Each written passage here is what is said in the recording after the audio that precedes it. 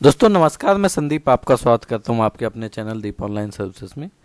दोस्तों आज हम बात करने वाले हैं जो कई सारे लोगों को बहुत सारी समस्याएं आ रही हैं या फिर काफ़ी दिनों से एक अवेटिंग था कि दो सिस्टम में हम कियोस्क कैसे चलाएं। तो आज हम उसके बारे में बात करेंगे। फाइनली कंपनियों ने एक सिस्टम लॉन्च किया है जिस कारण से आप जिस सिस्टम के थ्रू आप अपने दो सिस्टम पे कियोस्क पोर्टल अपना लॉगिन कर पाएंगे और दोनों सिस्टम पे काम कर पाएंगे। वीडियो पूरा देखिएगा, ध्यान से देखिएगा तो आपको चीज़ें समझ में आएंगी। एक ऐसा मैनुअल कंपनी ने लॉन्च किया है जो कि लगभग सभी ग्रुपों में आप लोगों को मिल गया होगा कि ये लगभग 3-4 दिन पहले आपने देखा होगा, जिनने मॉर्निंग में लॉगिन किया होगा शायद ये आपको 14 या 15 तारीख को, तो वहाँ पे ऐसा दिखा रहा था टर्मिनल मैप करने के लिए, ये टर्मिनल डिटेल और ये सभी के उसमें ऐसा दिखा रहा था और इससे आगे नहीं बढ़ रहा था। तो कंपनियों ने क्या किया कि मैनुअली लगभग सेलेक्टेड सीएसपी के उस पर जो इन्होंने किया है ये सिस्टम लागू कर दिया है। अब जैसे किन के उसमें किया है, जिनके यहाँ पे ट्रांजैक्शन बहुत ज़्यादा हो रहे हैं, मोर देन 100 ट्रांजैक्शन हो रहे हैं, तो उनमें भी, सभी में नहीं, कुछ सेलेक्टेड सीएसपी में इनने चालू किया है। या फिर जिन सीएसपी ने पासबुक प्रिंटर लिया है, क्योंकि पासबुक प्रिंटर भी सीएसपी आजकल पासबुक प्रिंटिंग का भी काम सीएसपी करने लगे हैं, उनके सिस्टम पे चालू कर दिया है।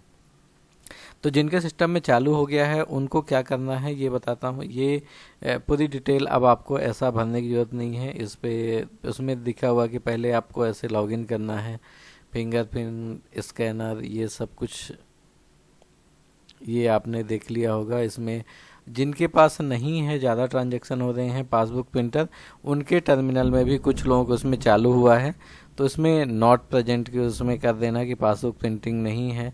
और ये चौथा जो आपकी एटीएम या एम एटीएम है, अगर आप सिस्टम में लगा रहे हो नहीं लगा रहे हो उससे फ़र्क नहीं पड़ता। तो चलिए आगे देखते हैं क्या है।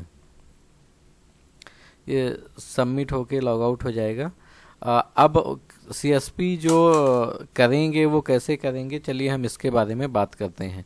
जिन सीएसपी में ये सिस्टम लागू हो चुका है वो चेक कैसे करेंगे सर। उनका जो आप सब क्यू देखिए, सीएसपी में जो सब क्यू का ऑप्शन है, सब क्यू आप बिना अथराइज किए ही लॉगिन करेंगे तो आपके मेन क्यू में लॉगिन हो जाएगा, तो उससे समझ में आ जाएगा कि आपके उसमें ये सिस्टम चालू हो चुका है, पहली बात।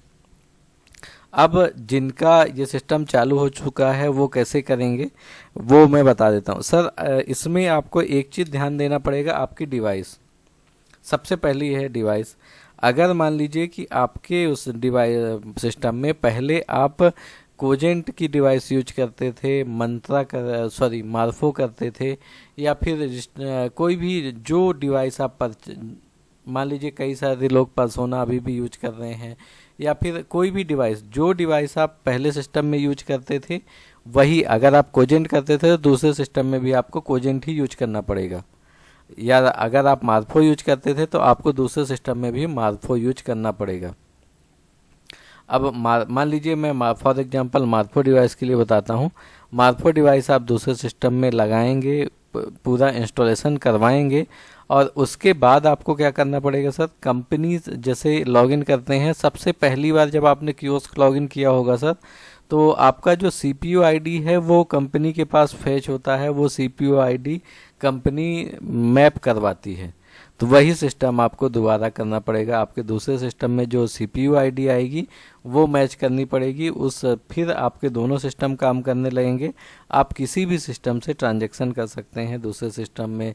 जैसे दो सिस्टम आपने बना लिए, किसी में बैलेंस इंक्वायरी कीजिए, ट्रांजैक्शन कीजिए, कोई समस्या नहीं है। दोनों की लिमिट जो पैसा है आपका अलग अलग ऐड नहीं होगा, सेम है उसमें ऐड होता रहेगा, ऐसी कोई भी समस्या नहीं आएगी। तो ये जो पीपीटी है इसका कोई मतलब नहीं है, सभी लोग अभी ना घबराएं, ये सर्विस कुछ दिनों में सभी के लिए लागू हो जाएगी। अभी केवल सेलेक्टेड सीएसपीज के लिए है, तो वो आपको कैसे करना है ये चीज़ समझ लीजिए। जो आपका सब क्यू उसका ऑप्शन दे रहा होगा, बिना सब क्यू अथराइज किए अगर आपका सब क्यू लॉगिन हो रहा है तो आपके सिस्टम में आप जो कंपनी ने अलाउ कर रखा है तो आप 2 सिस्टम में चला सकते हैं, लेकिन सिस्टम आपको रजिस्टर करवाना पड़ेगा जैसा आपने फर्स्ट टाइम किया था। और अगर आप कोजेंट डिवाइस यूज कर रहे हैं तो आपको कोजेंट ही डिवाइस, दूसरी डिवाइस जो है आपकी कोजेंट यूज करनी पड़ेगी। अगर आप मार्फो यूज कर रहे हैं तो दूसरी डिवाइस आपको मार्फो ही यूज करनी पड़ेगी। जो भी आप डिवाइस यूज कर रहे हैं सेम डिवाइस ही दूसरे सिस्टम में भी आपको यूज करनी पड़ेगी। तो आप 2 सिस्टम में अपना आपका कियोस्क चला सकते हैं। और इस टाइम जो भीड़ का समय चल रहा है, सर्वर की समस्या आ रही है, तो उससे आप थोड़ा सा निदान पा सकते हैं।